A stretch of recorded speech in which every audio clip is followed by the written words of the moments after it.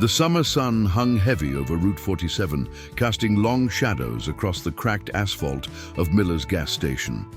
It was the kind of Sunday afternoon that felt suspended in time, hot, humid, and painfully quiet in the small town of Crosswell, Montana, population 1,247. The gas station sat at the edge of town like a forgotten landmark, its faded red paint peeling in strips, revealing layers of rust underneath. A single American flag fluttered weakly on a pole near the entrance, its colors bleached by years of relentless sun. Marcus "Tank" Sullivan killed the engine of his Harley-Davidson and removed his helmet, feeling the sweat immediately bead on his shaved head. At 53 years old, Tank carried the weight of 2 tours in Afghanistan in the lines of his weathered face and the slight limp in his left leg. Behind him, 4 more motorcycles rumbled to a stop, their chrome gleaming despite the dust coating everything else. "Damn, it's hotter than hell out here," muttered James Wrench Morrison, a lean man in his 40s with grease permanently embedded under his fingernails. He stretched his back, joints popping audibly. "How much further to Billings?" "Another 100 miles, give or take," Tank replied, swinging his leg off the bike. "Let's fuel up, grab some water. We'll be there before sundown." The Nomad Brotherhood wasn't your typical motorcycle club. No gang affiliations, no criminal ties, just 5 veterans who'd found brotherhood on the road, riding every weekend to raise awareness and funds for struggling military families. Tank had founded the group 3 years ago after his youngest daughter asked him why he didn't smile anymore. The road had become his therapy, and these men had become his family. Derek Patterson, the youngest of the group at 31, was already at the pump, his prosthetic right arm moving with practiced efficiency as he unscrewed his gas cap. An IED in Kandahar had taken his arm below the elbow, but it hadn't taken his spirit. "Tank, you buying? I'm starving." "When aren't you starving?" called Vincent "Vinny" Caruso, a stocky Italian-American with a thick Brooklyn accent that had never faded despite 20 years away from New York. He wiped the sweat from his forehead with a bandana and squinted at the gas station. "This place looks like it hasn't seen a customer since the 90s. The 5th member, Robert "Doc" Hayes, removed his sunglasses and surveyed the area with the cautious assessment of a trained medic. At 48, Doc was the group's voice of reason, always carrying a first aid kit on his bike and a calm demeanor in his heart. "Reminds me of some towns in Iraq, places time forgot." Tank pushed open the door to the convenience store, a bell jingling overhead. Inside, the air conditioning barely functioned, and the fluorescent lights buzzed with a sound that made his teeth ache. Behind the counter sat an elderly woman with silver hair pulled back in a tight bun, her eyes magnified behind thick glasses as she watched a small television showing a rerun of Wheel of Fortune. "Afternoon, ma'am," Tank said, nodding respectfully. "Mind if we use your facilities and grab some supplies?" She looked up slowly, her expression shifting from suspicion to something approaching interest. "Help yourselves. Restrooms in the back. Don't make a mess." "Yes, ma'am, we won't." While his brothers filed inside, Tank lingered at the magazine rack near the window, his eyes drifting across the parking lot. That's when he saw it, a beat-up 1998 Honda Civic parked in the far corner, away from the pumps. The car's paint had faded from blue to a mottled gray, and one of the rear windows was covered with duct tape and plastic. But it was the figure slumped in the passenger seat that caught his attention. A woman. Her head rested against the window, her skin pale, her lips slightly parted. Even from this distance, Tank could see she wasn't well. "Tank, you want anything?" Wrench called from the refrigerated section. "Yeah, grab me a Gatorade. Blue." But Tank's attention remained fixed on the car. That's when he saw the boy. A small figure emerged from the tree line behind the gas station, moving with quick, nervous steps. The child couldn't have been more than 8 or 9 years old, wearing a dirt-stained Superman t-shirt 2 sizes too big and shorts that had seen better days. His blonde hair was tangled and unwashed, and his feet were encased in sneakers held together with what looked like electrical tape. The boy glanced around frantically, his small hands clutching something against his chest. He moved toward the car, then stopped, looking back at the store. His face was flushed, his eyes wide with fear. Tank watched, his instincts from years of military service triggering an alert in his mind. Something was wrong. The boy took 3 more steps, then froze when he saw the motorcycles. His gaze swept across the bikes, then landed on Tank through the window. For a moment, their eyes met. The child's expression shifted from fear to something else, something desperate, something that made Tank's stomach tighten. Then the boy did something completely unexpected. He ran straight toward the store. Tank moved to the door, pushing it open just as the boy reached the steps.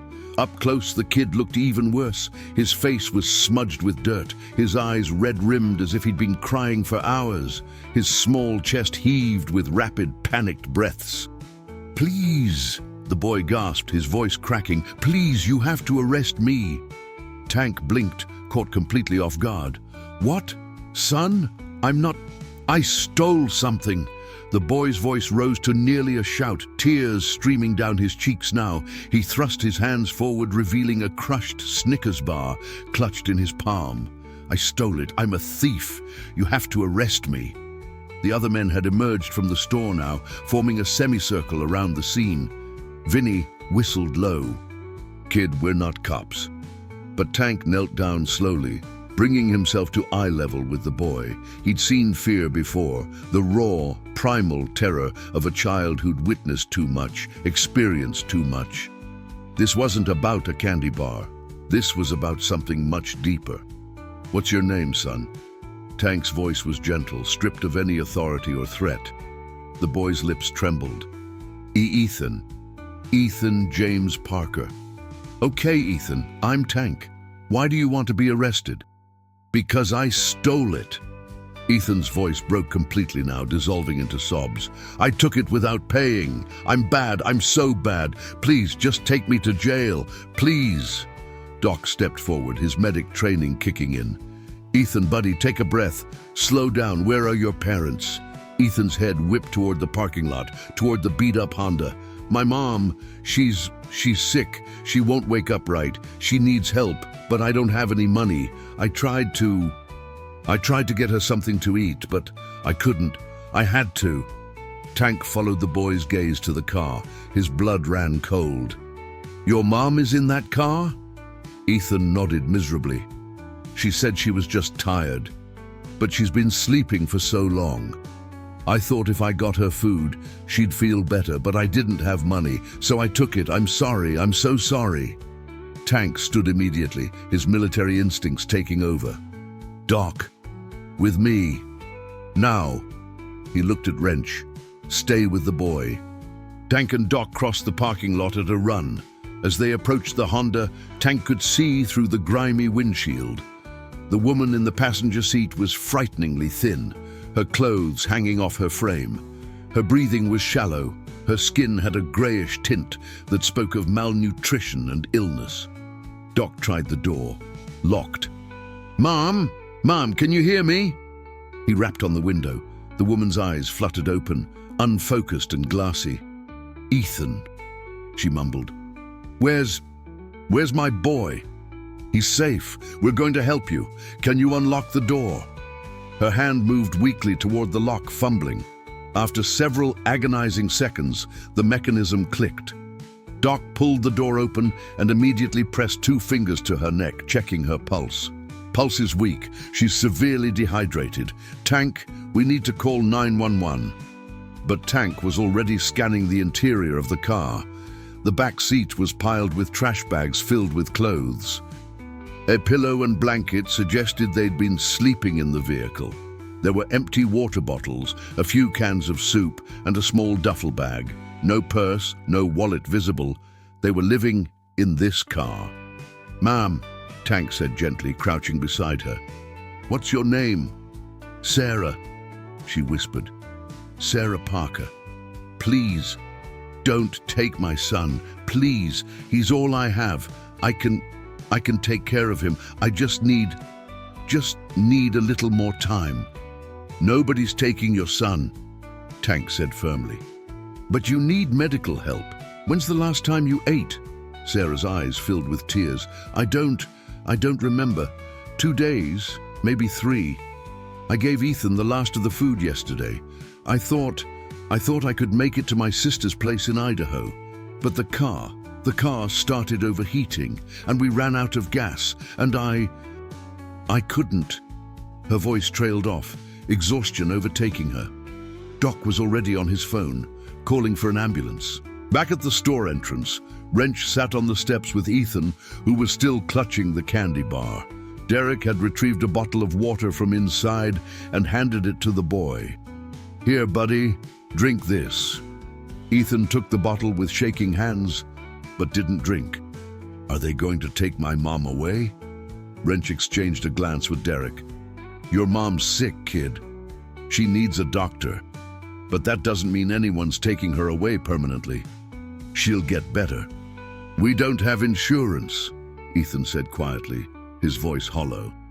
Mom said we can't afford doctors. That's why we were going to Aunt Linda's. She said Aunt Linda could help. How long have you been on the road? Derek asked gently. 4 days. We left Colorado. Mom lost her job at the diner because she kept getting sick. We couldn't pay rent anymore. The landlord, he was mean. He yelled a lot. Mom said we had to go before things got worse. Vinny, who'd been listening from a few feet away, felt his throat tighten. He had 2 kids of his own back home. The thought of them, scared and hungry on the road, made him want to punch something. Kid, you didn't do anything wrong. You hear me? You were trying to take care of your mom. That makes you brave, not bad. Ethan looked up at him with those haunted eyes. But I stole. To feed your mother, Vinny said firmly. That's not a crime, kid. That's love. The sound of sirens echoed in the distance. Tank and Doc had managed to coax Sarah into sipping some water, and though she remained weak, she was conscious. When she saw the approaching ambulance through the windshield, panic flooded her features. No, I can't afford this. They'll take Ethan. They'll say I'm unfit. Please don't let them take my baby. Tank gripped her hand firmly. Listen to me, Sarah. Nobody's taking your son. You have my word. But you need medical attention. You're severely dehydrated and malnourished. If you don't get help, you won't be able to take care of Ethan at all. Let them help you. But the hospital bills, I can't. We'll figure it out, Tank said. And he meant it. He didn't know how yet, but he meant it. The paramedics, Linda Chen and Gary Brooks, arrived with practiced efficiency. Linda, a petite woman in her 30s, with her dark hair pulled back in a ponytail, took one look at Sarah and immediately began setting up an IV. Ma'am, I'm Linda. We're going to take care of you. Can you tell me when you last ate? Gary, a burly man with kind eyes, helped Sarah onto the gurney. As they loaded her into the ambulance, Ethan broke free from Wrench and ran to her side. Mom, don't leave me. Sarah reached out weakly, her fingers brushing her son's face. Baby, I'll be okay. I promise. Be good. Be brave. I don't want you to go. Ethan's voice was desperate, childlike in a way that broke every man's heart. Tank knelt beside Ethan again. She's going to the hospital to get better, and we're going to make sure you can see her, okay? But right now, she needs doctors. Can you be strong for her? Ethan nodded miserably, tears streaming down his face. Linda looked at Tank. Is there family? Someone who can take the boy? His aunt in Idaho, Tank said. We'll figure out contact information. In the meantime, he looked at his brothers, seeing the same determination in their eyes. In the meantime, he's with us. Gary raised an eyebrow. You family? We are now, Doc said simply. As the ambulance pulled away, lights flashing, Ethan stood frozen in the parking lot, watching until the vehicle disappeared around the bend. The crushed Snickers bar had fallen from his hand, lying forgotten in the dirt. Tank picked it up, looked at it, then at the boy. "Come on, Ethan, let's get you something to eat. A real meal." Inside the gas station, the elderly woman behind the counter had been watching everything unfold. When Tank approached with Ethan, she spoke before he could. "I saw the boy take the candy, was going to call it in, but seems like there's more to the story." "There always is," Tank said. "How much does he owe you?" $1.50. She looked at Ethan, her expression softening. "But I think we can call it even. Boy was trying to help his mama." Tank pulled out his wallet anyway, placing a 20 on the counter. "For the candy, and for whatever food you can spare. The boy needs to eat." She nodded, taking the bill and heading to the back. She returned with a pre-made sandwich, a bag of chips, an apple, and a juice box. "It's not much, but it's fresh. Made it this morning." Ethan looked at the food like he'd never seen anything more beautiful. "Thank you," he whispered. They sat at a small table near the window, Tank, Ethan, and the other 4 brothers. The boy ate slowly at first, as if afraid the food would disappear, then faster as hunger overtook caution. Nobody spoke. They just watched this small child devour what was probably his first real meal in days. When he finished, Ethan looked up at Tank. "What happens now? Do I have to go to foster care?" "Not if we can help it," Tank said. "First, we need to call your aunt." "What's her name?" "Linda Walsh. She lives in Boise." "Do you have her number?" Ethan shook his head. "Mom had it in her phone, but her phone died 2 days ago. She didn't have a charger that worked." Wrench pulled out his smartphone. "I can probably track her down. Give me a few minutes." While Wrench worked his technological magic, Doc sat across from Ethan. "How are you feeling, buddy? Any pain? When's the last time you saw a doctor?" "I'm okay. Mom takes me to the free clinic when I get sick, but I'm not sick right now." "When did you last take a bath?" Ethan's cheeks flushed with embarrassment. "A few days ago. There was a rest stop with showers for truck drivers. Mom let me use one while she waited outside."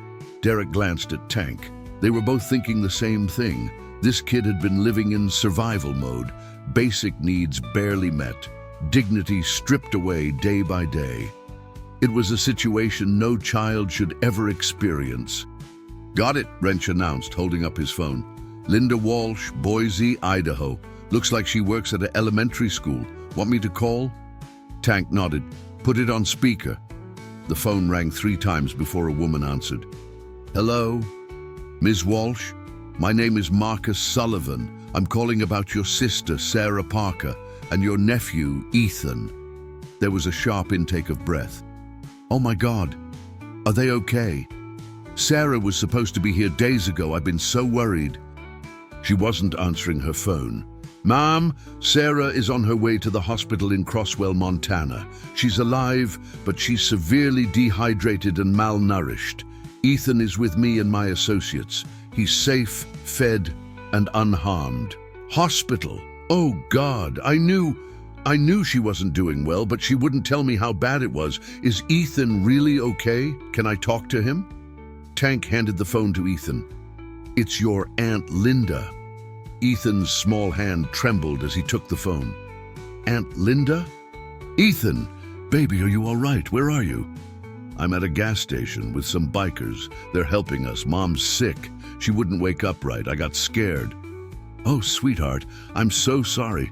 I'm going to come get you, okay? I'm going to leave right now. It's about a 6-hour drive. Can you stay with these men until I get there? Are they being nice to you?" Ethan looked around at the 5 weathered faces, watching him with concern and kindness. "Yeah, they're nice. They bought me food." "Good. I'm so glad. Put the man back on, okay?" Ethan handed the phone to Tank. "Ms. Walsh? Mr. Sullivan, I can't thank you enough. I'll drive through the night if I have to. Can you give me the address of where you are and which hospital Sarah's at?" Tank provided the information. "Ma'am, there's something else you should know. Sarah and Ethan have been living in their car. They have no money, no resources. Sarah was worried about child services taking Ethan. There was a long pause. When Linda spoke again, her voice was thick with emotion. "Sarah's too proud. She didn't want to burden me, but that's my sister. That's my nephew. They should have been with me months ago. I'll take care of everything when I get there. Please, just keep Ethan safe until I arrive. You have my word." After hanging up, Tank looked at his brothers. They had a decision to make. Their original plan had been to reach Billings by evening. They had a charity event scheduled for tomorrow morning, a meet and greet with a family whose son had been killed in Syria. But none of them suggested leaving. "So," Vinny said slowly, "we're staying." It wasn't a question. "We're staying," Tank confirmed. "Derek, find us a motel nearby. Something clean and cheap. Doc, call the hospital, get an update on Sarah's condition. Wrench, see if you can get that Honda running. Vinny, come with me and Ethan. We're going to the store to get him some basic supplies." The men moved with military precision, each taking their assignment seriously. Within 20 minutes, Derek had secured 3 rooms at the Crosswell Motor Lodge, a modest establishment run by an Indian-American family. Doc had confirmed that Sarah was stable and receiving IV fluids at Crosswell Community Hospital. Wrench had determined that the Honda needed a new radiator and a full tank of gas, both of which he could procure by morning. At the local Dollar General, Tank and Vinny watched as Ethan wandered the aisles with wide eyes. They'd told him to pick out whatever he needed, clothes, toiletries, a toy if he wanted. But the boy seemed overwhelmed by choice. "Can I really get anything?" he asked for the 3rd time. "Within reason," Tank said, "but yeah, kid. Pick what you need." Ethan selected a 3-pack of underwear, 2 t-shirts, a pair of shorts, a toothbrush, and a small bottle of shampoo. When they passed the toy aisle, he lingered by a display of action figures but didn't reach for any. Vinny grabbed a Batman figure and tossed it in the cart. Every kid needs a Batman. Ethan's eyes lit up. "Really? Really?" At the checkout, the total came to $43. Tank paid without hesitation. As they walked back to the motorcycles, Ethan clutched the plastic bag like it contained precious treasure. "Why are you helping me?" he asked suddenly. "You don't even know me." Tank stopped walking and knelt down, meeting the boy's gaze. "Ethan, a long time ago, I wore a uniform and fought in a war. You know what I learned? That the world is full of people who need help, and people who can give help. We happen to be able to help, and you happen to need it. That's reason enough." "My dad was in the army," Ethan said quietly. "He died before I was born. Mom says he was brave. I'm sure he was, and I'm sure he'd be proud of you. You tried to take care of your mom. That takes courage." Ethan's eyes filled with tears again, but this time they weren't tears of fear. "I just want her to be okay." "She will be. We'll make sure of it." That night, at the Crosswell Motor Lodge, the 6 of them gathered in one room to share pizzas that Vinny had ordered from the only pizzeria in town.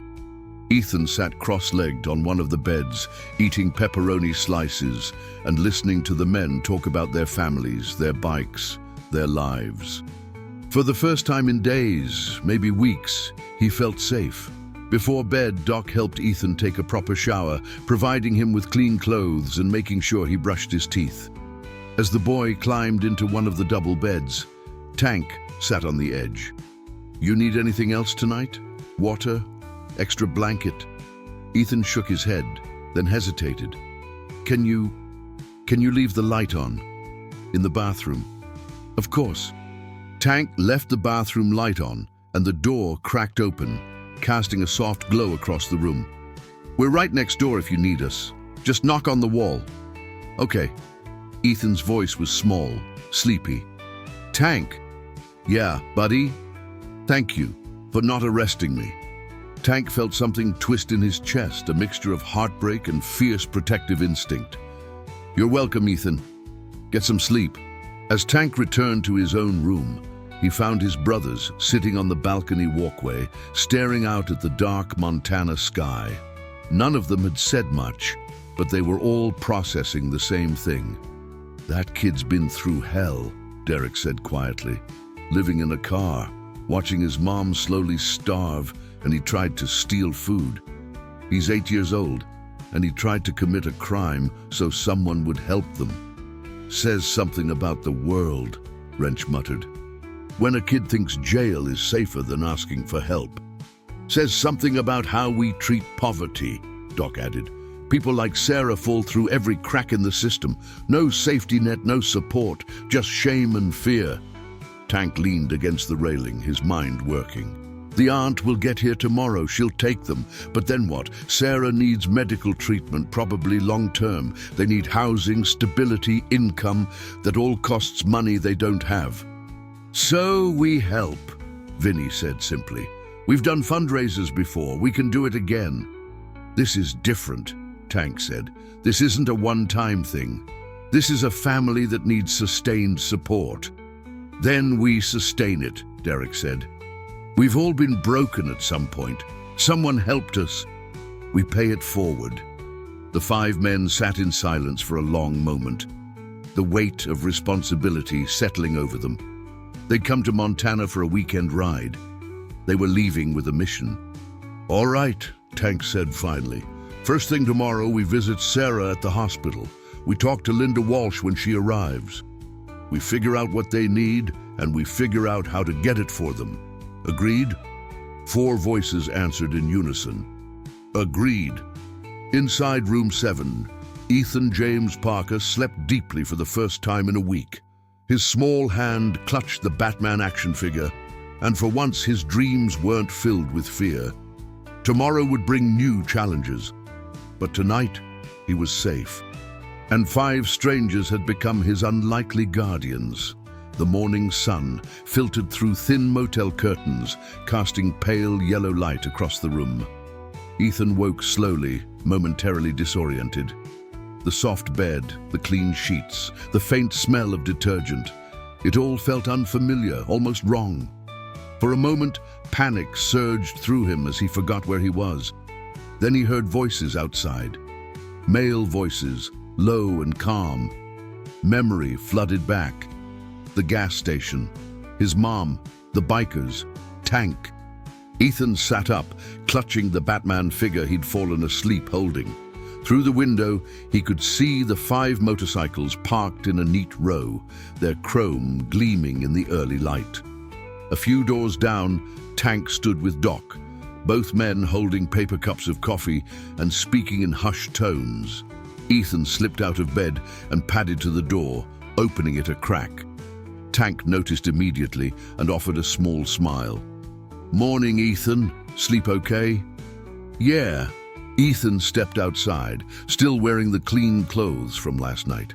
The morning air was cool, a welcome relief from yesterday's oppressive heat. Did my aunt call? She did, Doc said. She's about 2 hours out. Made good time driving through the night. She'll be here around 9. Ethan felt a wave of relief mixed with anxiety. Aunt Linda was nice. He'd met her twice before at family gatherings. But what if she didn't want them anymore? What if his mum was too sick? What if... Hey, Tank said gently, reading the worry on the boy's face. We're also heading to the hospital in about an hour to check on your mum. Want to come with us? We cleared it with the hospital staff. They said you could visit. Ethan's face lit up. Really? I can see her? Really? But first, breakfast. Can't visit on an empty stomach. They walked to a small diner 3 blocks from the motel, Rosie's Family Restaurant, an establishment that looked like it hadn't changed since 1975. Red vinyl booths, a checkerboard floor, and a jukebox in the corner that probably didn't work anymore. The smell of bacon and coffee filled the air. A waitress in her 60s approached their booth, her name tag reading, Betty. She had kind eyes and smile lines that suggested a lifetime of service with genuine warmth. Well, you boys must be the ones everyone's talking about. Wrench raised an eyebrow. Word travels fast in small towns, huh? Honey, in Crosswell, word travels at light speed, Betty said with a chuckle. Martha from the gas station called her daughter, who called her friend, who works at the hospital. who told her husband, who comes in here every morning. Whole town knows you helped Sarah Parker and her boy.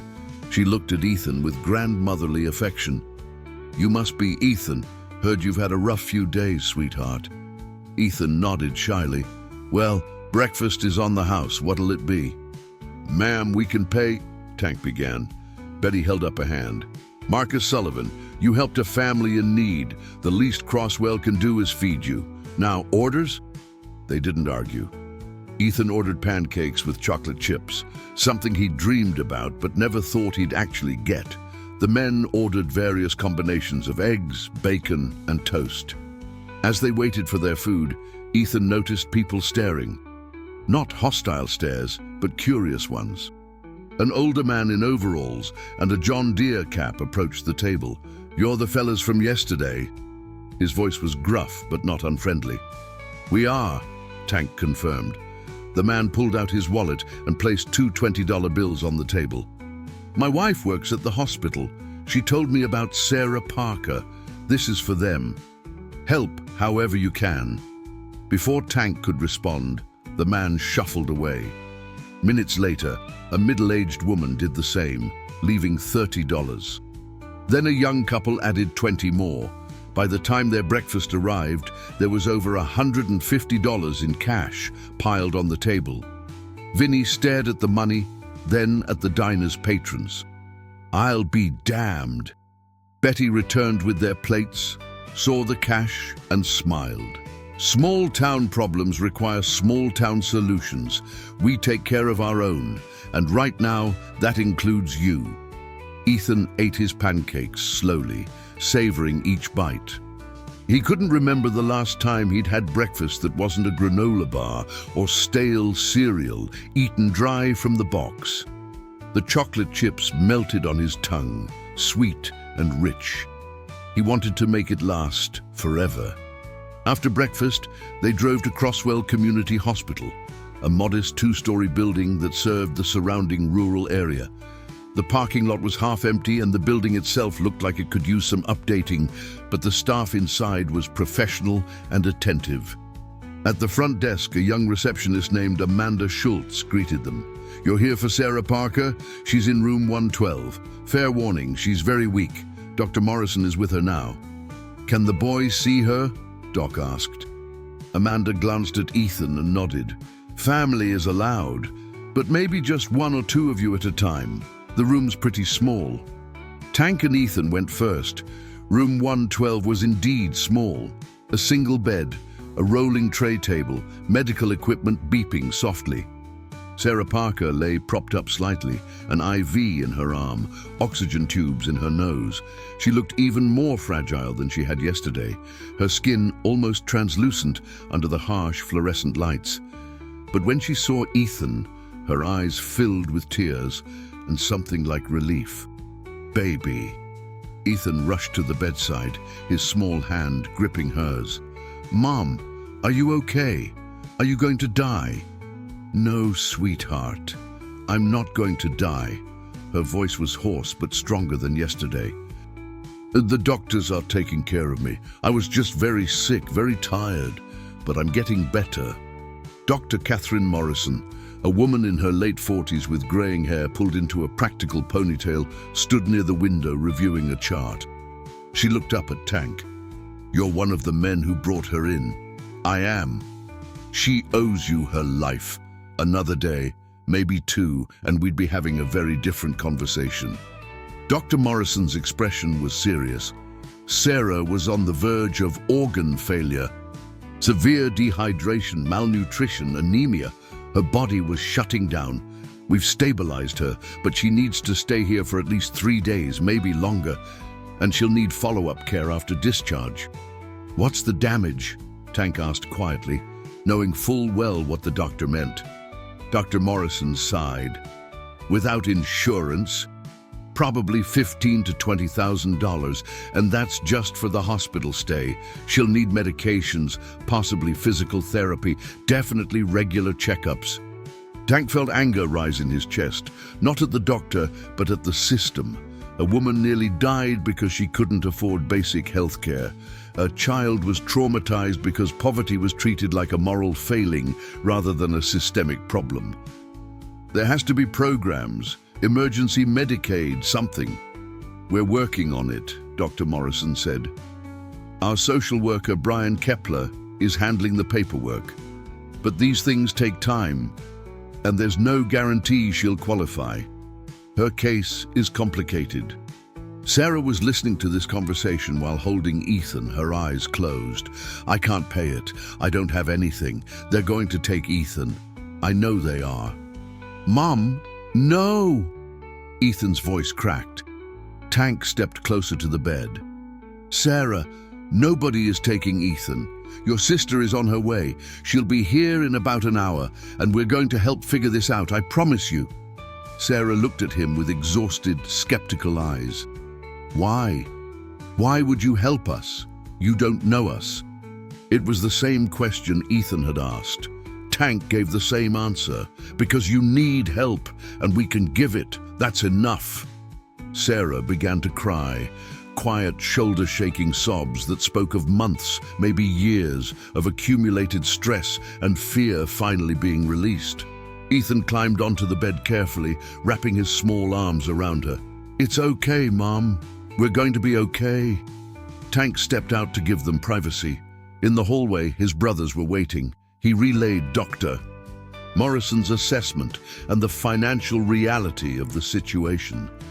20 grand, Wrench muttered, plus ongoing care. That's not a weekend fundraiser. That's a campaign. Then we run a campaign, Derek said. We've got social media reach. We've got contacts in veteran communities across the country. We've done this before, just not at this scale. We'll need to be transparent, Doc added. Photos, updates, documentation. People donate more when they see the direct impact. Ethan and Sarah comfortable with that? Vinny asked. It's one thing for us to help. It's another to put their story out publicly.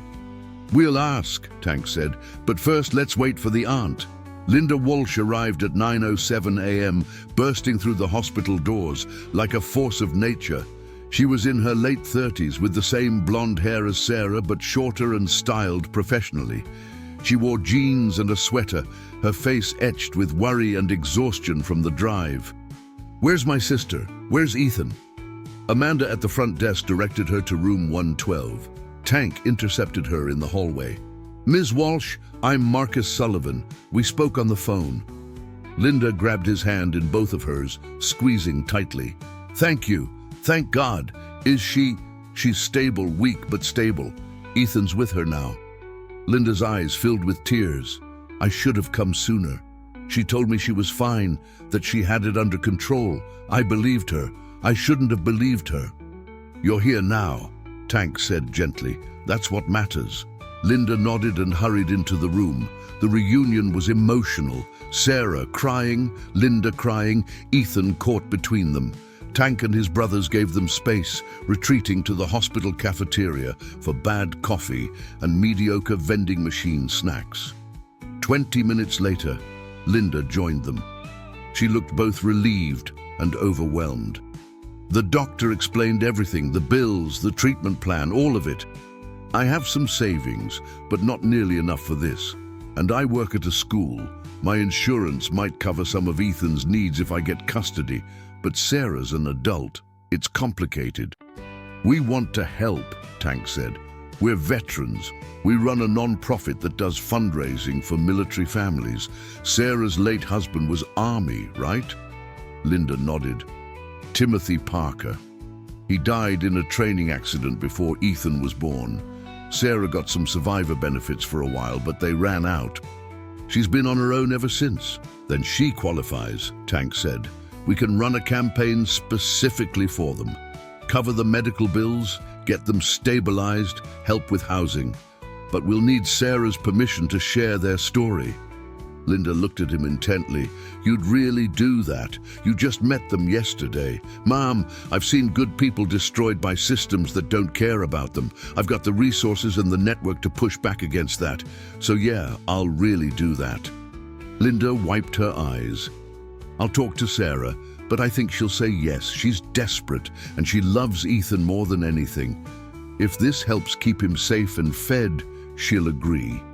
The conversation with Sarah happened that afternoon. Tank, Linda, and Brian Kepler, the hospital's social worker, a middle-aged man with kind eyes and a clipboard, sat in Sarah's room while Ethan played with action figures in the corner. "Sarah," Brian began gently, "I've been working on emergency Medicaid applications, but the process can take weeks or even months. In the meantime, the bills will accumulate. Mr. Sullivan here has offered an alternative solution." Tank explained the plan, a social media fundraising campaign run through the Nomad Brotherhood's verified channels. They'd share Sarah and Ethan's story, carefully, respectfully, and ask for donations. All funds would go directly to medical bills and living expenses, with full transparency and regular updates. Sarah listened, her fingers twisting the hospital blanket. "You want to put my son's face on the internet? Tell everyone we were living in a car, that I failed him." "You didn't fail anyone," Tank said firmly. "You survived an impossible situation with grace and courage. Your story isn't one of failure, it's one of resilience. And it might inspire people to help, not just you, but others like you." "What if people judge me? Say I'm a bad mother?" "Some will," Tank admitted. "The internet's full of cruelty. But most people will see a mom who fought like hell to protect her kid. They'll see a system that failed you, and they'll want to help fix that." Sarah looked at Ethan, who was making his Batman fight an imaginary villain. "Will this keep him safe? Will this help us get back on our feet?" "It's the best shot we've got," Linda said gently. "Sarah, you can't do this alone anymore, and you don't have to. Let these people help." Sarah was quiet for a long moment. Then she nodded. "Okay, do it. Whatever it takes to make sure Ethan has a chance." That evening, back at the motel, the Nomad Brotherhood went to work. Derek, who'd done marketing before his military service, drafted the social media post. Wrench set up a verified fundraising account through a reputable platform. Doc compiled medical documentation with Sarah's signed consent. Vinny recorded a video statement from Tank explaining the situation. The post went live at 7:43 p.m. Nomad Brotherhood, official urgent, help Sarah and Ethan Parker. "Yesterday we met a little boy named Ethan at a gas station in Montana. He begged us to arrest him for stealing a candy bar. He wasn't a thief, he was a desperate child trying to feed his dying mother." Sarah Parker, widow of Army Specialist Timothy Parker, was found unconscious in her car from severe malnutrition and dehydration. She and her 8-year-old son had been living in their vehicle after losing their home. Sarah had been driving to family in Idaho when her body gave out. She's now hospitalized with bills exceeding $20,000, no insurance, and no resources. Ethan is safe with family, but they need help getting back on their feet. We're raising funds to cover medical bills and ongoing treatment, safe housing for Sarah and Ethan, basic needs, food, clothing, school supplies, transportation, and stability. Every dollar goes directly to this family. We'll provide full transparency and regular updates. Sarah served this country by supporting her soldier husband. Ethan is an innocent child who's already lost too much. They deserve a chance. Link in bio. Please share. Please help. Nomad Brotherhood. Help Sarah and Ethan. Law, veteran families. No child left behind. The post included a photo of the crushed Snickers bar in the dirt and a picture of Ethan, face partially obscured, holding Tank's hand. The images were powerful, raw and real. Within 2 hours, the post had 15,000 shares. By midnight, it had 50,000. Donations started at $5 and $10, then grew. A veteran in Texas sent $500. A church group in Ohio pledged $1,000. A woman in California who'd once been homeless donated $50 with a note, "I was Ethan once. Thank you for seeing him." By sunrise, they'd raised $8,347. Ethan woke that morning in Linda's hotel room. She'd gotten one for herself and her nephew. Linda was already on her phone, tears streaming down her face as she refreshed the fundraising page. "Aunt Linda? What's wrong?" "Nothing's wrong, baby. People are helping. So many people are helping." At the hospital, nurses showed Sarah the post on a tablet. She read it through tears, overwhelmed by the response. "I don't understand. Why do they care?" "Because you're human," Tank said simply. He'd come by for a morning visit, and humans are capable of extraordinary compassion when given the chance. The local news picked up the story that afternoon. Channel 9 News sent a reporter, Jessica Tran, a young journalist with genuine empathy rather than exploitation in her eyes. She interviewed Tank, filmed B-roll of the motorcycles, and visited Sarah in the hospital, with permission. The segment aired that evening.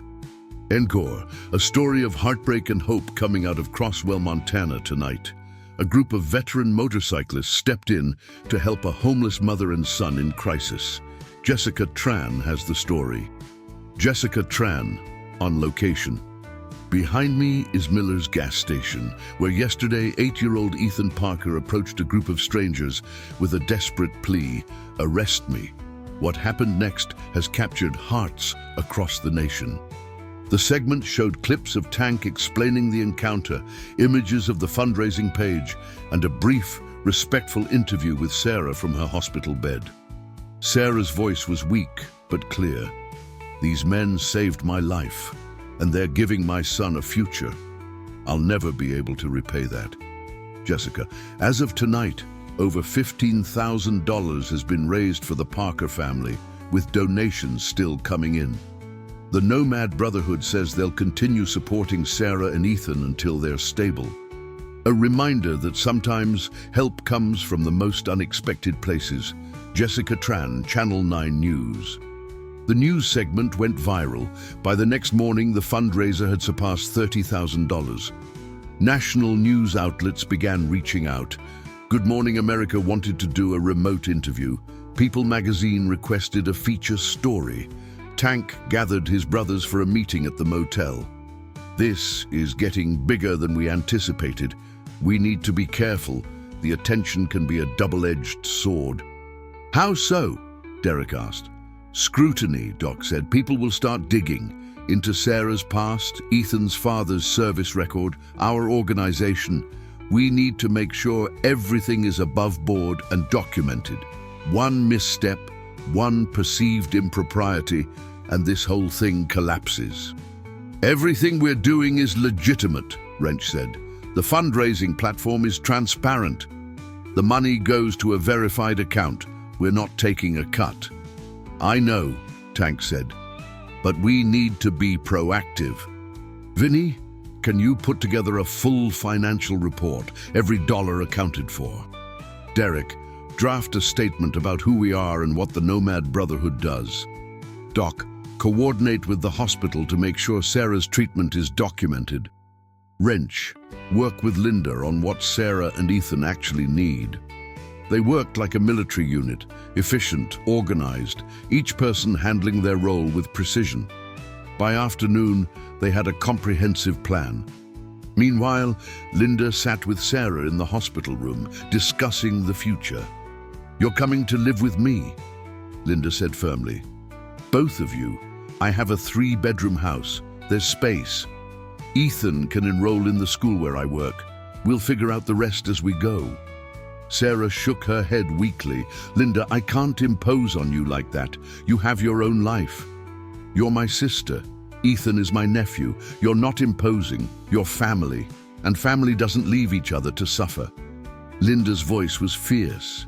"I should have insisted months ago. I knew you were struggling, but I let you brush me off. I won't make that mistake again." "I was too proud," Sarah whispered. "I didn't want you to see how bad it had gotten. I thought I could handle it. I thought if I just pushed a little harder, worked a little more." "The system broke you," Linda said bluntly. You worked full-time at that diner, right? For how much? $7.50 an hour plus tips, which probably averaged out to what? $9 or $10 an hour total. Sarah nodded. And rent for your apartment? $800 a month, plus utilities, food, gas, childcare when I was working. I couldn't make it work. Every month I was short. Every month I had to choose between electricity and groceries. Sarah's voice broke. I tried so hard. I worked doubles. I took every shift they'd give me. But it wasn't enough. It's never enough. That's not your failure, Linda said. That's the system failing you. A full-time worker shouldn't have to live in a car. A child shouldn't go hungry in the richest country in the world. This isn't on you, Sarah. Ethan, sitting in the corner, spoke up quietly. Is Mom in trouble? Did she do something bad? Linda turned to him. No, sweetheart. Your mom did everything right. She worked hard. She loved you. She fought to keep you safe. Sometimes the world is unfair and bad things happen to good people. But that doesn't mean your mom is bad. It means the world needs to do better. The bikers are helping, Ethan said. Tank said people care. They do, Linda confirmed. And we're going to accept that help, because that's what people do. We help each other. And someday, when we're back on our feet, we'll help someone else. 3 days later, Sarah was discharged from the hospital. The fundraiser had reached $47,000, more than enough to cover the medical bills and provide a cushion for the family's transition. Tank and his brothers, who'd stayed in Crosswell far longer than planned, prepared to finally head home. On the morning of their departure, they met Sarah, Linda, and Ethan at the hospital parking lot. Sarah looked better, still thin, still weak, but no longer at death's door. She could stand on her own, speak clearly, smile. She approached Tank and, without warning, hugged him tightly. Thank you. Thank you for seeing us, for not turning away. Tank, uncomfortable with displays of emotion, patted her back awkwardly. You take care of yourself, Sarah, and take care of that boy. I will. She pulled back, wiping her eyes. What you did, I'll never forget it. None of us will. Ethan stepped forward, holding out the Batman figure. You should keep this. For good luck. Kid, that's yours. I want you to have it, Ethan insisted, so you remember me. Tank knelt down, accepting the toy. I don't need Batman to remember you, Ethan. But I'll keep it anyway, and I'll think of you every time I look at it. Ethan hugged him, a fierce, desperate 8-year-old hug. Will I see you again? Maybe. We ride through Montana sometimes. If we're in the area, we'll stop by. Deal? Deal. As the 5 motorcycles roared to life and pulled out of the parking lot, Ethan waved until they disappeared from sight. Linda put a hand on his shoulder. Ready to go home, buddy? Ethan looked up at his aunt, then at his mother. Yeah, I'm ready. The drive to Boise took 8 hours. Along the way, Ethan watched the landscape change from Montana's open plains to Idaho's rolling hills. Sarah slept in the passenger seat, her body finally able to rest. Linda drove in comfortable silence, occasionally glancing in the rearview mirror at her nephew. When they finally pulled into Linda's driveway, a modest house in a quiet neighborhood with a small front yard and a tire swing, Ethan pressed his face to the window. This is where we're staying? This is your home now, Linda said, for as long as you need it, forever, if that's what it takes. That night, in a real bed, in a real bedroom with posters of superheroes on the walls that Linda had put up specifically for him, Ethan stared at the ceiling. He thought about the last 2 weeks, the fear, the hunger, the desperation. He thought about his mom, so sick she couldn't wake up. He thought about the gas station, the crushed candy bar, the moment he decided to beg strangers to arrest him. And he thought about Tank, Doc, Wrench, Vinny, and Derek. 5 men who could have driven past, who could have called the cops and moved on, but they hadn't. They'd stayed, they'd helped, they'd cared. Maybe the world wasn't so bad after all. Maybe there were still heroes. Ethan closed his eyes and, for the first time in what felt like forever, slept without nightmares. 3 months passed like a slow, steady river, sometimes smooth, sometimes turbulent, but always moving forward. Linda Walsh's 3-bedroom house in Boise transformed gradually. The spare bedroom, once used for storage and forgotten crafts, became Sarah's sanctuary. Linda and her neighbors helped paint the walls a soft blue, assembled a thrift store dresser, and added curtains that let in morning light without being too harsh. It wasn't luxurious, but it was safe. It was hers. Ethan's room, the smaller bedroom at the end of the hall, exploded with personality. Posters of superheroes lined the walls alongside drawings he'd made at school. A bookshelf Linda had bought at a garage sale held a growing collection of chapter books from the school library. His bed, a twin with a blue comforter printed with stars, became his fortress. Most nights, he slept straight through. Some nights, he still woke up checking to make sure his mum was nearby. Sarah spent the first month in recovery, physically and emotionally. Dr. Rachel Patel, a family physician Linda had found through her school's health network, monitored Sarah's progress carefully. The malnutrition and dehydration had taken a severe toll. Sarah's immune system was compromised. Her energy levels were unpredictable. Some days, she could manage a walk around the block. Other days, getting out of bed felt like climbing a mountain. "Your body went through trauma," Dr. Patel explained during a follow-up appointment. "Healing isn't linear. You'll have good days and bad days. The important thing is that you're trending upward." "When can I work again?" Sarah asked. The question had become a constant refrain. She hated feeling dependent, hated that Linda was supporting them, hated that donations from strangers were keeping them afloat. "Not yet," Dr. Patel said firmly. "Sarah, you nearly died. Your organs were shutting down.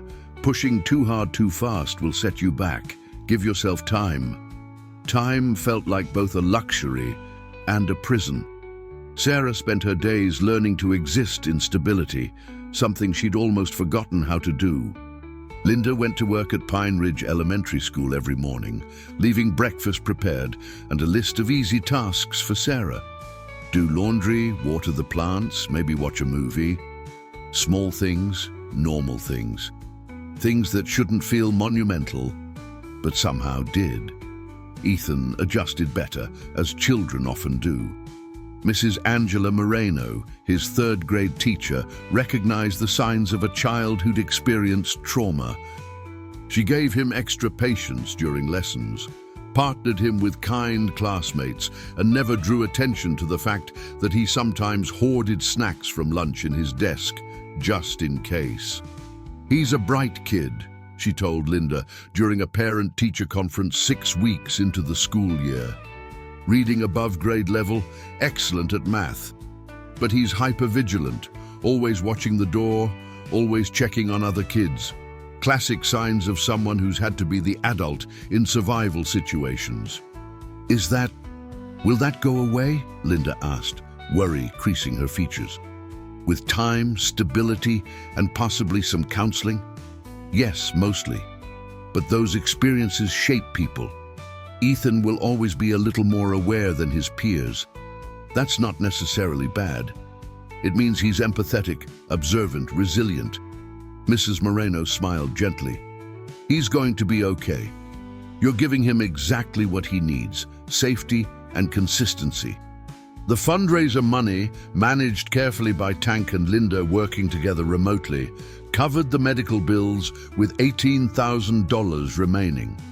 They created a trust account for Ethan's education and allocated the rest for immediate family needs. Tank provided quarterly financial reports on the Nomad Brotherhood's social media, maintaining the transparency he'd promised. The public attention faded, as it always does. The viral moment became a memory. Most people moved on to the next story, the next crisis, but some didn't. A woman named Michelle Torres from Sacramento reached out through the Nomad Brotherhood's website. She'd seen the story, and it had inspired her to start her own local initiative for homeless families. She kept Linda updated, sharing how Ethan's story had created a ripple effect of compassion in her city. A veteran in Ohio sent care packages every month, books for Ethan, self-care items for Sarah, handwritten notes of encouragement. He signed them simply, "A fellow traveler who's been there." The Nomad Brotherhood stayed in touch. Tank called every 2 weeks to check in. Derek sent Ethan birthday and Christmas gifts. Doc mailed Sarah articles about trauma recovery and self-care. They weren't just donors or temporary heroes, they'd become extended family. In November, 3 months after that fateful Sunday, Linda organized a small Thanksgiving dinner. It was just the three of them, Sarah, Ethan, and Linda, plus Linda's best friend Karen Martinez and her husband David, who'd become unofficial aunt and uncle figures to Ethan. As they sat around the table, Linda asked everyone to share what they were grateful for. When it came to Ethan's turn, he looked down at his plate for a long moment. "I'm grateful we don't live in the car anymore," he said quietly. "And I'm grateful Mum is getting better. And I'm grateful for Tank and the bikers. And for Aunt Linda. And for this turkey because it's really good." Everyone laughed through tears. Sarah reached over and squeezed her son's hand. Later that evening, after Ethan had gone to bed and Karen and David had left, Sarah and Linda sat on the back porch with mugs of tea. The November air was crisp and stars dotted the sky. "I've been thinking about what comes next," Sarah said. "I can't live off your generosity and fundraiser money forever." "You're not," Linda said. "You're recovering. That's your job right now. I want to work. I need to contribute." Sarah's voice was firm. "Dr. Patel said I could start looking at part-time opportunities, something not too physically demanding. I've been looking at online job postings. What kind of work are you thinking?" "Honestly, I don't know. All I've ever done is waitressing and retail, but I was good at it. I'm good with people, good at managing chaos, good at multitasking." Sarah paused. "I was thinking maybe I could work at the school with you, administrative assistant or something, even just a few hours a week to start." Linda considered this. "Actually, our front office could use help. Mrs. Reynolds just retired, and they're splitting her duties between 3 people who are already overworked. It's part-time, 20 hours a week, basic clerical stuff. I could put in a word. Would they hire someone like me, with my situation?" "Sarah, you're not a charity case. You're qualified, capable, and one hell of a survivor. Any employer would be lucky to have you." Linda's voice was fierce. "And besides, I know the principal. He's a good man. He'll see what I see, someone who deserves a chance." 2 weeks later, Sarah had an interview with Mr. Gregory Campbell, Pine Ridge Elementary's principal. He was in his late 50s, with graying hair and the patient demeanor of someone who'd spent decades working with children. "Linda speaks very highly of you," he said, reviewing Sarah's thin resume. "She also told me about your circumstances. I want you to know that doesn't disqualify you. If anything, it tells me you're resilient." Sarah's hands twisted in her lap. "I won't lie to you, Mr. Campbell. The last year has been the hardest of my life. I made mistakes. I should have asked for help sooner, but I'm not that desperate person anymore. I'm healing, I'm stable, and I'm ready to work. What do you think you could bring to this position?" "Empathy," Sarah said immediately. "I know what it's like when families are struggling. If a parent comes in late for pickup or forgets to turn in paperwork, I won't judge. I'll help, because I've been that parent. I know how it feels to be drowning." Mr. Campbell nodded slowly. "We serve a lot of low-income families here. About 60% of our students qualify for free lunch. Many of our parents work multiple jobs. Some are dealing with homelessness or food insecurity. Having someone in the front office who understands that reality could make a real difference. "I want to make a difference," Sarah said. "I want my life to mean something, not just for me, but for Ethan. I want him to see that you can fall down and get back up. That asking for help isn't weakness, that people are fundamentally good." "You start Monday," Mr. Campbell said. 20 hours a week, $10 an hour, with benefits kicking in after 90 days. Welcome to Pine Ridge Elementary, Sarah." Sarah's first day of work was both terrifying and exhilarating. She wore clothes Linda had helped her pick out from a thrift store, professional but comfortable.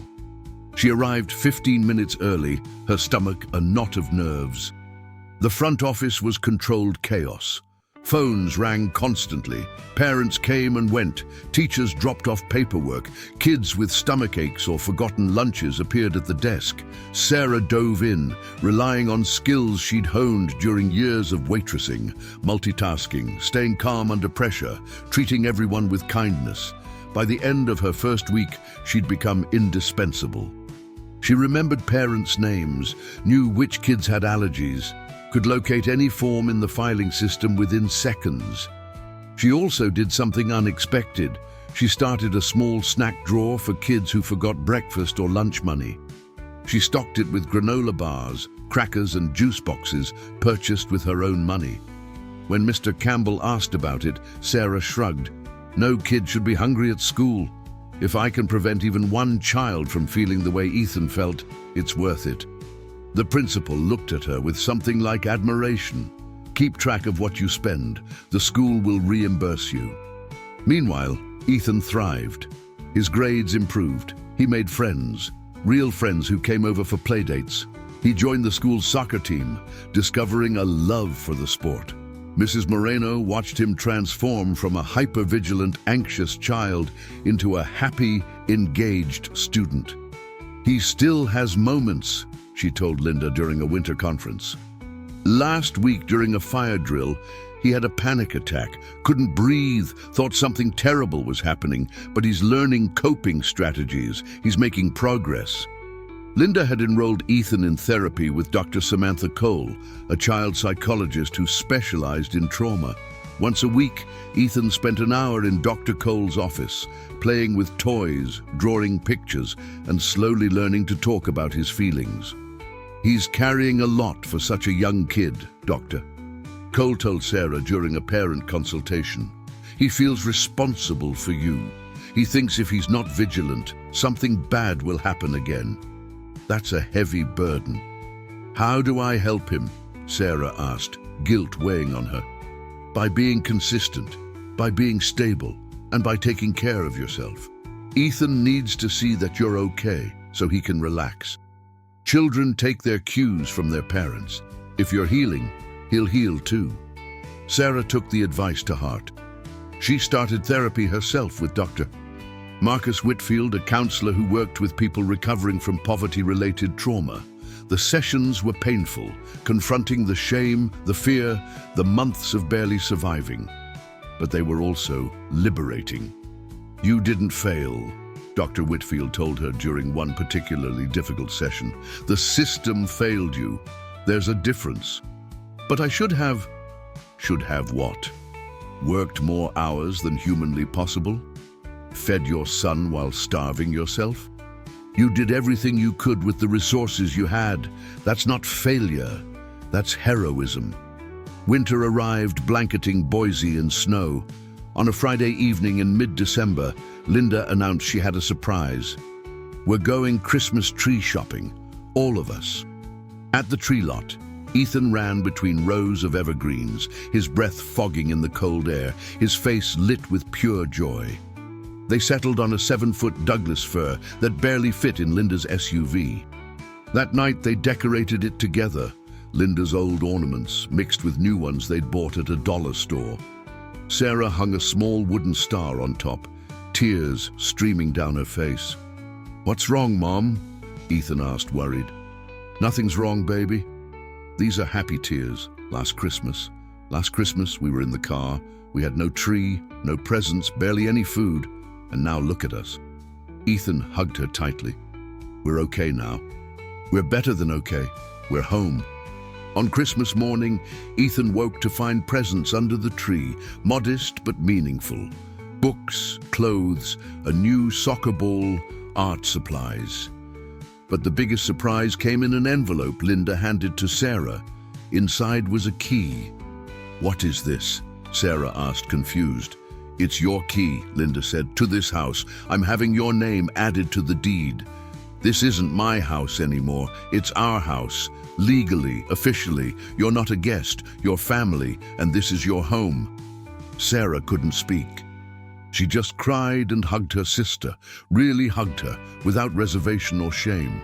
Later that day, Sarah's phone rang. She didn't recognize the number, but answered anyway. "Sarah, it's Tank." "Tank, oh my God, how are you?" "Good, really good. Listen, I wanted to wish you and Ethan a Merry Christmas. The boys and I were just talking about you, wondering how you're doing." "We're doing great," Sarah said, and meant it. "I'm working now. Ethan's thriving in school. We're stable and safe. All thanks to you." "That's not thanks to me. That's thanks to you. You did the work, Sarah. You rebuilt your life. I couldn't have done it without you believing in me when I couldn't believe in myself." There was a pause on the line. "You know what the best part of our work is? It's moments like this. Knowing that one decision to stop, to help, to care, it changed everything. You and Ethan remind me why we ride, why we do what we do. Will we see you again? Count on it. We're planning a Montana-Idaho route next summer. We'll swing through Boise. Maybe take Ethan for a ride if you're comfortable with it. He'd love that. Then it's a date. Merry Christmas, Sarah. You're a hell of a woman. Merry Christmas, Tank. Thank you for everything." That evening, as snow fell softly outside and the Christmas tree lights twinkled, Sarah sat between her son and her sister on the couch. They watched a movie, something funny and light, and ate popcorn. It was simple. It was ordinary. It was everything.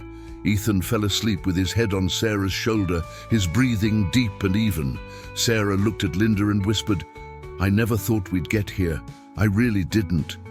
"But you did," Linda whispered back. "You survived the impossible and came out the other side. That's extraordinary." Sarah closed her eyes and let herself feel it. Gratitude, peace, hope. For the first time in years, the future didn't look like a threat. It looked like a promise. Spring arrived in Boise with an explosion of color. Cherry blossoms lining the streets, daffodils pushing through previously frozen ground, the air warming just enough to make evening walks pleasant. Sarah had been working at Pine Ridge Elementary for 5 months now, and she'd become an integral part of the school's ecosystem. But something was bothering her. Every day she watched families struggle with the same issues she'd faced. Parents who couldn't afford lunch money, kids who came to school hungry, families living out of cars, motels, or couch surfing with relatives. The poverty was invisible to those who didn't know what to look for, but Sarah saw it everywhere. One Tuesday morning, a little girl named Mia Rodriguez came into the office crying. She was in 2nd grade, with dark hair in messy braids and a worn frozen t-shirt she'd worn at least twice that week. Sarah knelt down to her level. "Hey, sweetie, what's wrong?" "I forgot my lunch money," Mia sobbed, "and Mom doesn't have any more until Friday. I'm so hungry." Sarah's heart clenched. She remembered that feeling, the hollow ache, the shame, the fear. "Come with me." She led Mia to the snack drawer, now significantly larger thanks to donations from teachers and parents. "Pick anything you want, and I'm going to make sure you get lunch today, okay? No one goes hungry here." Mia's eyes widened. "Really? Really?" Later that day, Sarah approached Mr. Campbell with an idea she'd been forming for weeks. "I want to start a program for families who are struggling, a food pantry, emergency funds for school supplies, maybe even a clothing exchange. I know this school serves a lot of low-income families. I want to help them." Mr. Campbell leaned back in his chair, considering. That's ambitious. It would require funding, space, volunteers, coordination with community resources. I know. But I also know what it's like to need help and not know where to find it. If we could create a resource center right here in the school, make it easy and shame-free for families to access support, we could make a real difference. You're speaking from experience. I am, and I don't want other families to go through what Ethan and I went through, not if I can prevent it. Mr. Campbell studied her for a long moment. All right, write me a proposal. Outline what you need, how it would work, potential community partners. If it's solid, I'll take it to the school board. Sarah spent the next 2 weeks working on the proposal. Linda helped with research and formatting. They reached out to local food banks, churches, and non-profit organizations to assess interest in partnering. They surveyed teachers to gauge which families might benefit. They created a budget and sustainability plan. The proposal was 20 pages long, meticulously detailed and passionate. Sarah titled it Pine Ridge Family Resource Center, a community safety net. Mr. Campbell presented it to the school board in late April. Sarah attended the meeting, her palms sweating as she listened to board members ask questions and raise concerns about liability, cost, and implementation. Then Dr. Jennifer Hawkins, a board member who worked as a pediatrician, spoke up. I see families in my practice every day who can't afford basic necessities. This program would be a lifeline.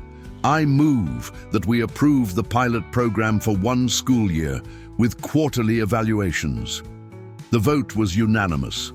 The Pine Ridge Family Resource Center officially opened in September, occupying a converted storage room near the main office.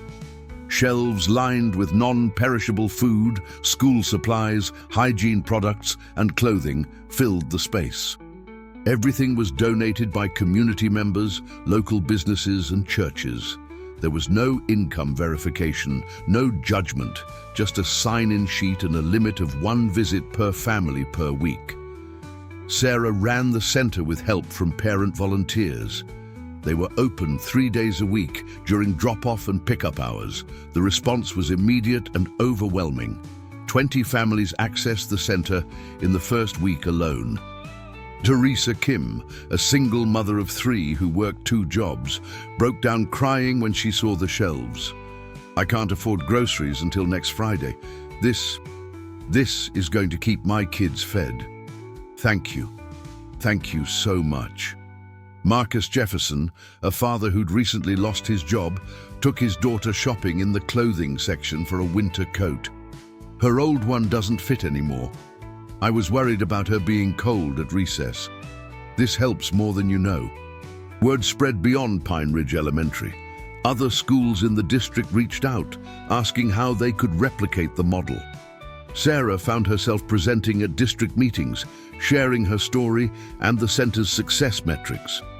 In November, a local news station did a feature story titled From Homeless to Helping: How One Mother is Changing Lives.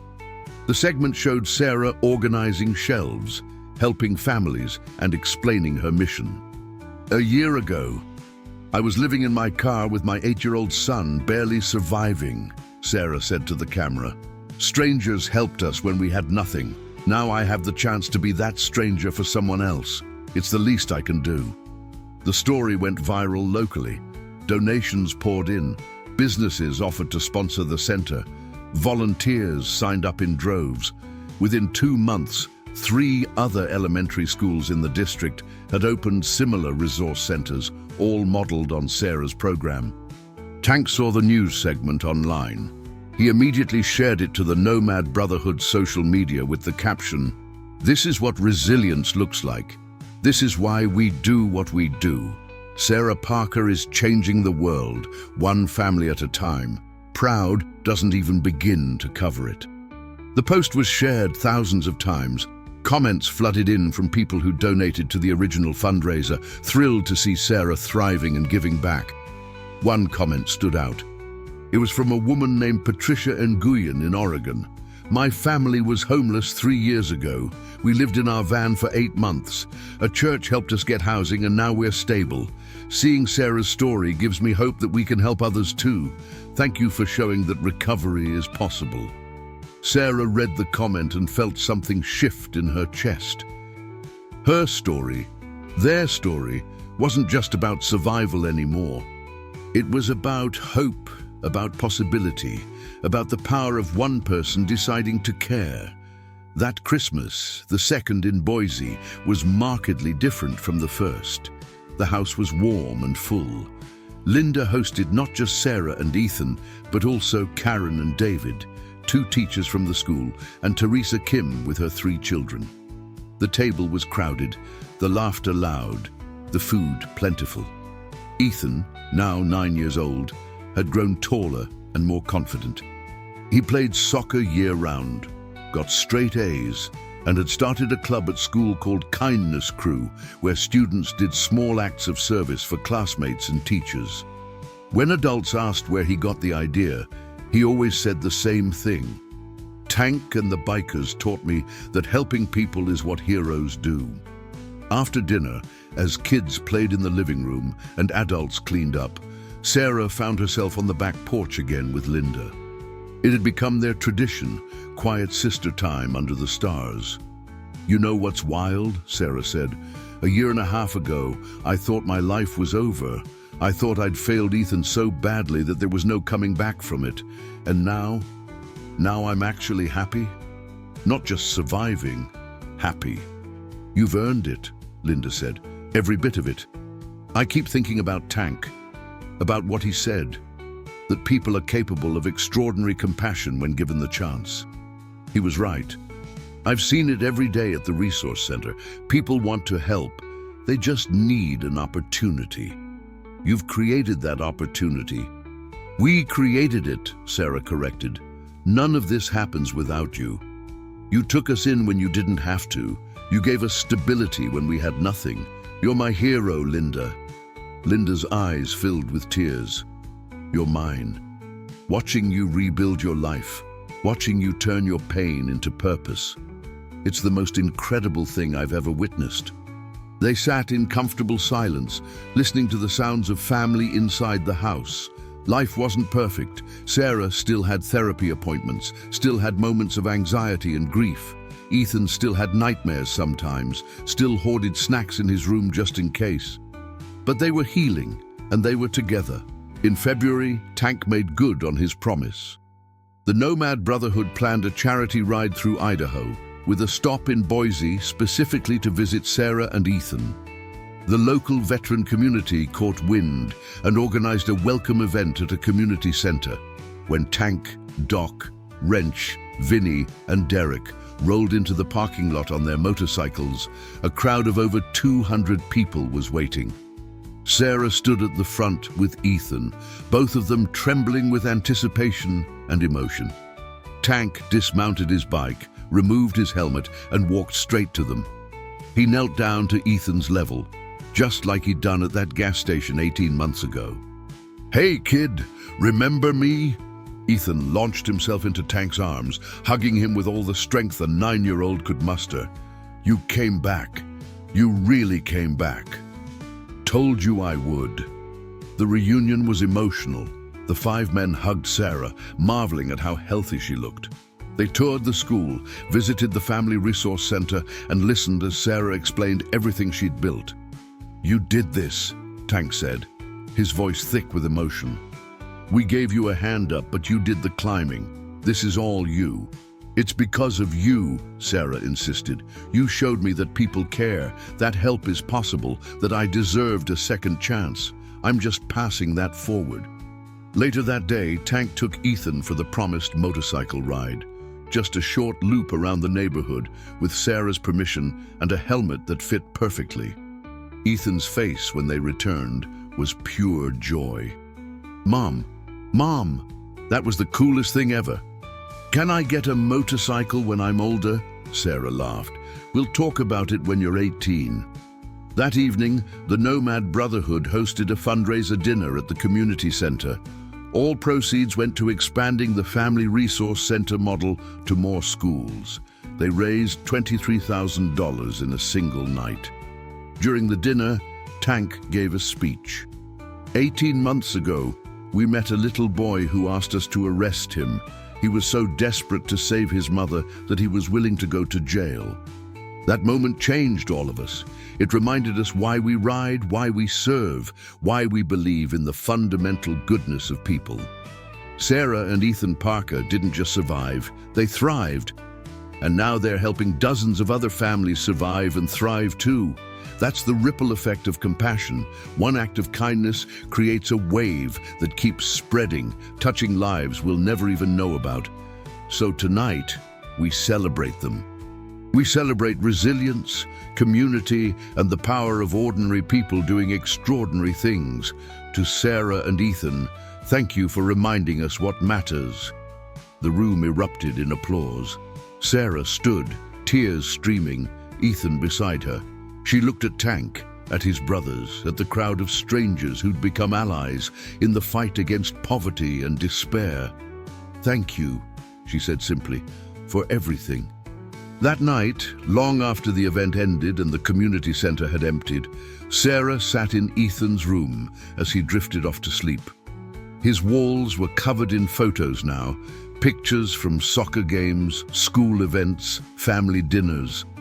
A framed photo of him with Tank and the Nomad Brotherhood sat on his nightstand. "Mom?" Ethan's voice was sleepy. "Yeah, baby? I'm glad we don't live in the car anymore." Sarah kissed his forehead. "Me too, baby. Me too." "And Mom? I want to be like Tank when I grow up. I want to help people." Sarah's heart swelled. "You already are, Ethan. Every day, you already are." 2 years after that Sunday at Miller's gas station, life had settled into a rhythm that felt almost miraculous in its normalcy. Ethan was 11 now, in 5th grade, and had grown into a thoughtful, empathetic kid who still wore his heart on his sleeve. His teachers described him as a natural leader, the kid who defended bullied classmates, who noticed when someone was sad, who volunteered for every community service project. The trauma of those months living in a car hadn't disappeared, but it had transformed into something else, a deep well of compassion and an unshakable belief that helping others mattered. Sarah had been promoted to Family Services Coordinator for the entire school district, overseeing the expansion of resource centers to 12 elementary schools. She worked full-time now, with benefits and a salary that allowed her to contribute equally to household expenses with Linda. She'd also started speaking at conferences about poverty, homelessness, and creating school-based safety nets. Her story, once a source of shame, had become a tool for change. Linda had met someone, Brian Kepler, the hospital social worker who'd helped Sarah navigate her medical bills. They'd reconnected at a community fundraiser, started dating, and were now engaged. The wedding was planned for June.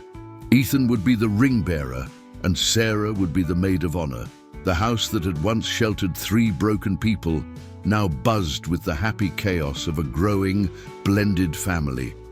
The Nomad Brotherhood continued their work, completing charity rides across the country and helping dozens of veteran families. They'd expanded their mission to include homeless outreach, partnering with organizations to provide immediate assistance to families living in cars, shelters, or on the streets. Tank always credited Sarah's story as the catalyst for that expansion. "She showed us that homelessness doesn't look like what people think," he'd said in an interview. "It looks like a mother working full-time, but unable to afford rent. It looks like a kid stealing food to save his parent. Once you see it, you can't unsee it, and you can't not do something about it." In May, Sarah received an unexpected email from the National Coalition for the Homeless, a major advocacy organization based in Washington, D.C. They wanted her to speak at their annual conference. The theme was "From Lived Experience to Leadership, Voices of Recovery." Sarah stared at the email for a long time before showing it to Linda. They want me to speak in front of 500 people in Washington, D.C. at a national conference. Linda grinned. That's incredible. Are you going to do it? I don't know. What would I even say? You tell the truth. You tell your story. You tell them what worked, what didn't, and what needs to change. Sarah, you have a voice that matters. Use it. Sarah accepted the invitation. The trip to D.C. was her first time flying in over a decade. Ethan came with her, missing 3 days of school, with his teacher's enthusiastic approval. Linda and Brian came too, turning it into a family trip. They visited monuments, toured museums, and ate at restaurants that would have been unthinkable luxuries 2 years ago. The conference was held at a large hotel downtown. Sarah was scheduled to speak on the second day on a panel titled Breaking the Cycle: How Community Intervention Changes Outcomes. The morning of her presentation, Sarah stood in front of the bathroom mirror in her hotel room, trying to calm her racing heart. She'd prepared her remarks, practiced them a dozen times, but the magnitude of the moment was overwhelming. There was a knock on the door. Ethan entered, already dressed in the button-up shirt and slacks Linda had bought for the trip. "You okay, Mom?" "Nervous," she admitted. "You're going to be great." "You always are." He hugged her tightly. "Just tell them what happened. Tell them about Tank.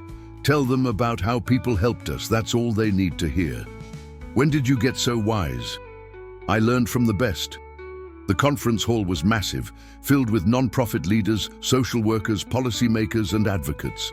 Sarah sat on stage with 3 other panelists: a former homeless youth who now ran a shelter, a city council member who championed housing-first policies, and a researcher who studied poverty interventions.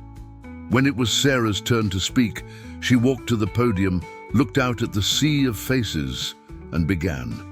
"My name is Sarah Parker. 2 years ago, I was living in my car with my 8-year-old son, Ethan.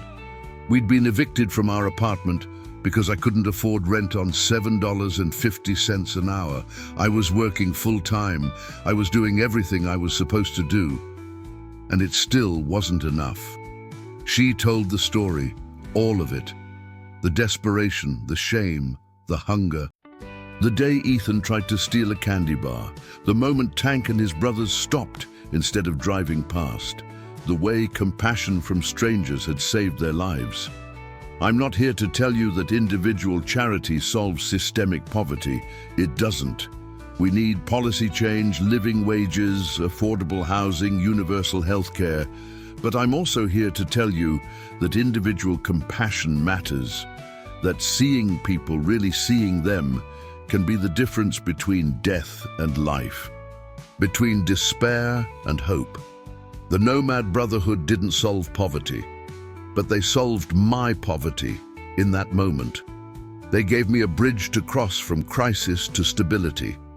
And now I'm building bridges for other families. That's what we all need to do.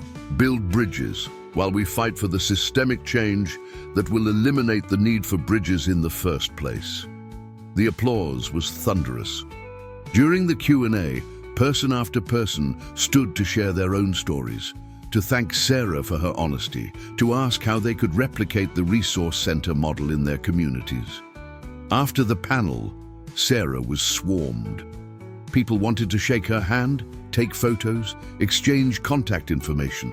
A woman from a foundation in California said she wanted to fund the expansion of the Resource Center program nationwide.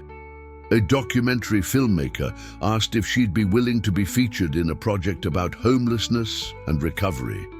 It was overwhelming and exhilarating and terrifying all at once. That evening, the conference organizers hosted a dinner for speakers and VIPs. Sarah sat at a table with Linda, Brian, and Ethan, still processing everything that had happened. A man approached their table, distinguished looking, probably in his 60s, wearing an expensive suit. "Ms. Parker, I'm Richard Stevenson." I'm a program officer with the Heartland Foundation. I heard your panel today. Your work is remarkable. Thank you, Sarah said, standing to shake his hand. I'd like to discuss a potential grant opportunity. We fund innovative anti-poverty programs, and your resource center model is exactly the kind of scalable, community-based intervention we're looking for. Would you be open to a formal proposal? Sarah's mind reeled. Yes, absolutely, yes. They exchanged business cards, and Richard promised to follow up within the week. Mom, Ethan whispered after Richard left. Is this really happening? I think so, baby. I think it really is. The grant came through 3 months later, $500,000 over 3 years to expand the Family Resource Center program to 30 schools across 5 states. Sarah would oversee the project, traveling to train staff and help communities adapt the model to their specific needs. It was more money and more responsibility than she'd ever imagined. This is huge, Tank said when she called to tell him. Sarah, you're changing the entire landscape of how schools support vulnerable families. I'm terrified I'll mess it up. You won't. You've lived it. You understand it in a way no policymaker or academic ever could. That's your superpower. As Sarah hung up, she thought about how far she'd come. From that gas station parking lot, barely conscious in a broken-down car, to this, leading a multi-state initiative, speaking at national conferences, affecting policy and practice.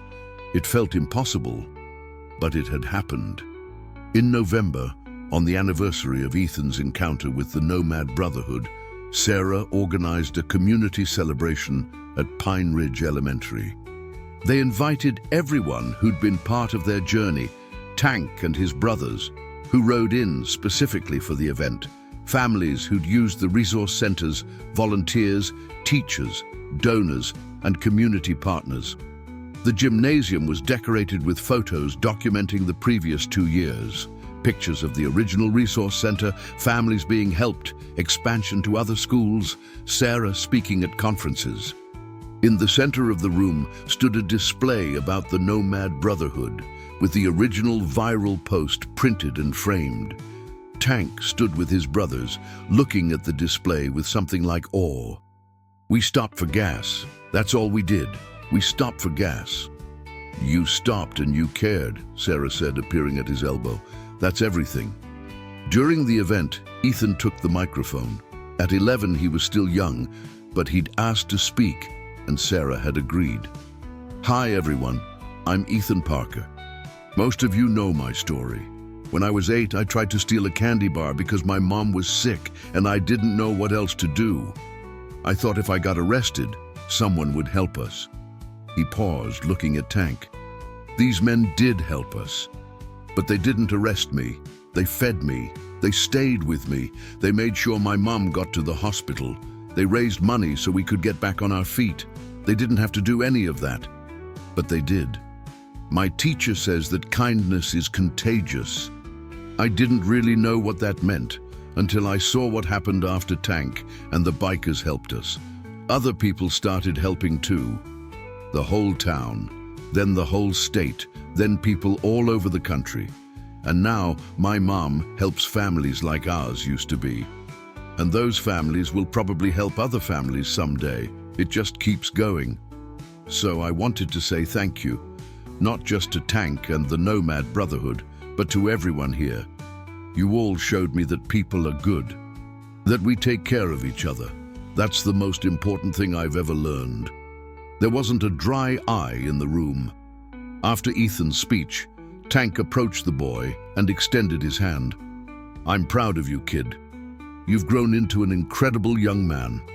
Ethan shook his hand, then pulled Tank into a hug. Can I join the Nomad Brotherhood when I'm older? Tank laughed. Tell you what, you finish school, stay out of trouble, keep helping people, and when you're old enough, we'll talk. Deal. As the celebration wound down and people began to leave, Sarah found herself standing alone in the gymnasium, looking at the photo display. Images of the past 2 years stared back at her, a visual timeline of transformation. Linda appeared beside her. "What are you thinking?" "I'm thinking about that day at the gas station.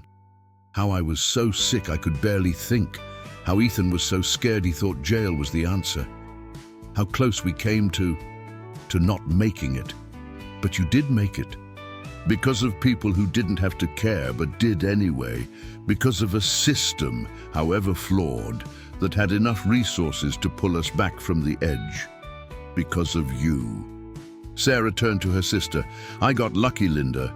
I got impossibly, miraculously lucky. And I'm aware every single day that thousands of families don't get that luck. They fall through the cracks. They don't meet their tank. They don't have a sister with a spare room. They just disappear. That's why you do what you do now," Linda said. "You can't save everyone, but you can save some. And you are. It's not enough. Maybe not, but it's something. And something is always better than nothing." Sarah nodded, accepting the truth of that. She couldn't fix poverty single-handedly. She couldn't reform every broken system or heal every wounded family, but she could show up. She could care. She could build bridges, one family at a time. That night back at home, Sarah tucked Ethan into bed, something she still did, even though he was getting older and would probably stop allowing it soon. She smoothed his hair back from his forehead, the same gesture she'd done 1,000 times before. "Today was pretty cool, huh?" Ethan said. "It was. I'm proud of what you said. That took courage. I was nervous, but I wanted people to know how I felt." He paused. "Mom, do you ever think about what would have happened if Tank hadn't stopped? If he'd just driven past?" Sarah had thought about it countless times, sometimes, but I try not to dwell on it. What matters is that he did stop, and we're here, and we're okay. "More than okay," Ethan said. "We're actually really good. We really are." "I don't remember a lot about living in the car," Ethan admitted quietly. "Like, I remember being scared and hungry, but the details are fuzzy now. Is that bad?" "No, baby, that's healing. Your brain is protecting you by letting those memories fade, but you'll always remember the important parts, that we survived, that people helped us, and that we became stronger because of it, and that we help other people now." "Exactly. That's the best part." Ethan yawned, his eyes drooping. "Love you, Mom." "Love you too, baby. Always." Sarah left his room and walked downstairs, where Linda and Brian were watching a movie on the couch. She curled up next to her sister, feeling the solid warmth of family, of home, of safety. Outside, somewhere on a highway between cities, Tank and his brothers rode through the night. The road stretched endlessly before them, illuminated by their headlights. They rode for veterans, for struggling families, for people who needed someone to stop and care. They rode because 2 years ago, a little boy had begged them to arrest him, and everything had changed. In Boise, Sarah closed her eyes and listened to the sounds of her home. Linda's laughter, Brian's commentary on the movie, the distant hum of Ethan's white noise machine upstairs. These were the sounds of a life rebuilt, of a future reclaimed, of hope made real. The world was still broken in so many ways. Poverty still devastated families. Systems still failed the vulnerable. Injustice still reigned. But there were also people like Tank, like Linda, like the hundreds of donors and volunteers and community members who'd rallied around two strangers in crisis. There were people who stopped instead of driving past. And as long as there were people who stopped, who cared, who helped, there was hope. Sarah Parker had learned that the hard way. She'd lived through the breaking and the building back. She'd experienced the worst of human systems and the best of human hearts. And now she spent every day teaching others that same lesson, that compassion matters, that people matter, that one act of kindness can change everything.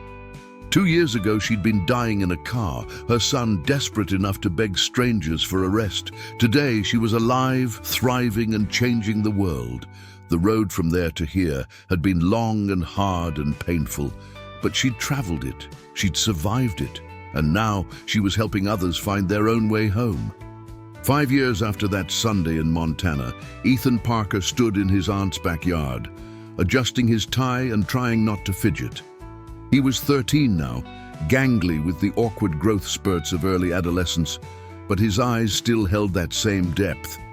The wisdom of someone who'd seen too much too young, tempered now by years of stability and love. Linda's wedding was small and beautiful. String lights hung between trees, creating a canopy of soft golden light. Chairs were arranged in neat rows, filled with friends, family and colleagues. At the front, Brian stood with his best man, grinning nervously. Ethan's job as ring bearer was simple, but he took it seriously. He'd practiced walking down the aisle a dozen times, making sure his steps were even, his posture straight. When the music began and Linda appeared in her simple white dress, the small crowd stood. She looked radiant, happy, in a way that made Ethan's chest swell with pride. This was his family. These were the people who'd saved him and his mom, who'd given them a home, who'd shown them what love looked like. The ceremony was short and heartfelt. When Brian and Linda kissed, everyone cheered. Ethan handed over the rings without dropping them, a small personal victory, and then it was done. His aunt was married, and the celebration began. At the reception, Ethan found his mum standing near the edge of the yard, watching the festivities with a glass of champagne in her hand. She looked beautiful too, healthy, confident, wearing a blue dress that Linda had helped her pick out. It was hard to believe this was the same woman who'd once been unconscious in a broken-down car. "Hey, Mom. Hey, baby. Good job with the rings." "Thanks." He stood beside her, both of them comfortable in the silence. "This is nice, huh?" "It's perfect." "Do you think you'll ever get married again?" Ethan asked suddenly. Sarah looked at him surprised. "I don't know. Maybe. If I found the right person." "Why?" "Just wondering. I think you deserve to be happy like Aunt Linda." "I am happy, Ethan. I have you. I have Linda. I have work that matters. I don't need a wedding to be happy." "But it would be cool if you found someone," he insisted. "Someone who's nice to you and makes you laugh." Sarah ruffled his hair affectionately. "If it happens, it happens. But I'm not looking. I'm good right where I am." Later in the evening, as the sun set and the party transitioned from dinner to dancing, Sarah's phone buzzed. A text from Tank. "Saw Linda's wedding photos on social media. Congratulations to your family. You all look amazing. Proud of you as always." Sarah smiled and typed back, "Thank you for everything. Always and forever, thank you." Tank responded immediately, "Always and forever, your family." Sarah slipped her phone back into her purse and returned to the celebration. Linda grabbed her hand and pulled her onto the makeshift dance floor, laughing as they spun in circles to a cheesy pop song. Ethan watched from the sidelines, grinning. This was it. This was the life they'd fought for, clawed their way toward, refused to give up on even when everything seemed impossible. 5 years ago, a little boy had begged bikers to arrest him.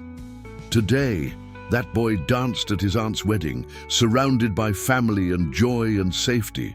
5 years ago, a mother had been on the verge of death, broken by a system that didn't care. Today, that mother led a national program helping thousands of families, her voice amplifying the stories of the invisible and forgotten. 5 years ago, 5 men on motorcycles had stopped for gas and changed everything. Today, those men continued riding, helping, serving, carrying the story of Sarah and Ethan as a reminder of why they did the work they did. The world was still hard. Poverty still existed. Families still struggled. But there was also this, a backyard full of light and laughter, a family built from the ruins of despair, a story that proved that compassion could change everything. Sarah Parker looked around at the people she loved, at the life she'd rebuilt, at the future stretching before her bright and full of possibility, and she thought, we made it. Against all odds, we really made it. And that was everything.